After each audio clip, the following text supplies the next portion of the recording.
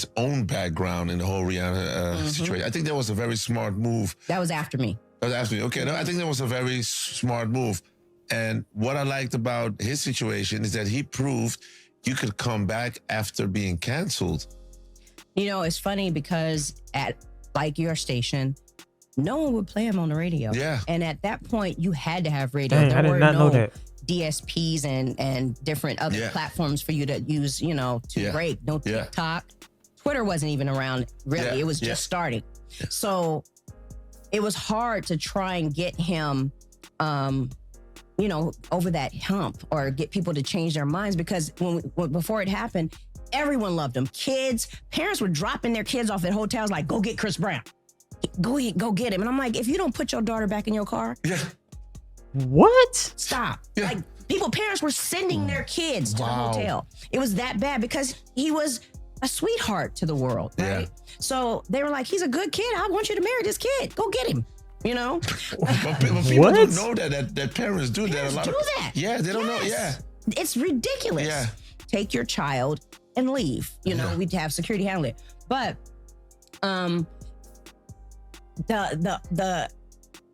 what was we talking? I'm sorry, I missed the point.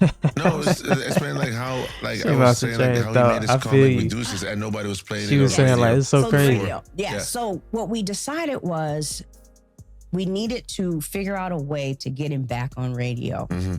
And the way that we did it was we put him on features for everything. Anybody that called us, he jumped on it. It was a feature on everything. And meanwhile, Tyga stood next to him. He was the only one that would stand right next to him and do videos and everything else with him, right? So he started doing mixtapes. You remember they were doing mixtapes and stuff like that. And bruh, I ain't gonna lie, the first tape that they put out had some hits. You had G Shit. I think Deuces was on that mixtape too. Like they really was working around that time and it was making moves too. And Chris was in his mixtape bag heavy. I got introduced him to Colin, who was a video director who was just starting at the time. Colin Tilley.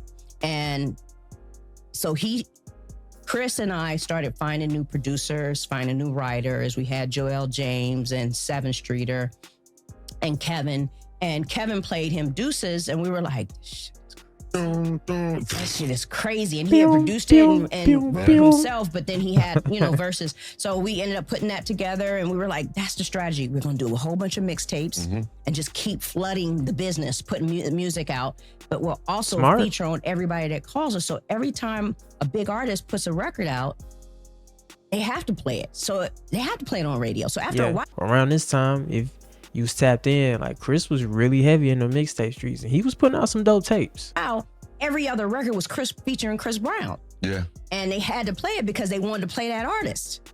So smart. That's how we were able to get back at radio, and then Deuces came right after that. Yeah. And then Strip and a few others came after that from mixtapes. Yeah. And we made them singles. They were out on mixtapes for free, and then we put them out as singles. Yeah. See, that was the beauty of the mixtape scene back then. Most people were uploading their stuff, the live mixtapes, that Piff. And then of course, you know, you had the blogs that was supported on Smash, Two Dope Boys. So around that time, you saw a lot of people really get in their artist bag and really put out some dope music. But her method of getting back on the radio at this time was very, very smart. So yeah, man, it's the kid Ríez. I'll catch y'all in the next video. Make sure y'all be safe, stay carefree. Peace.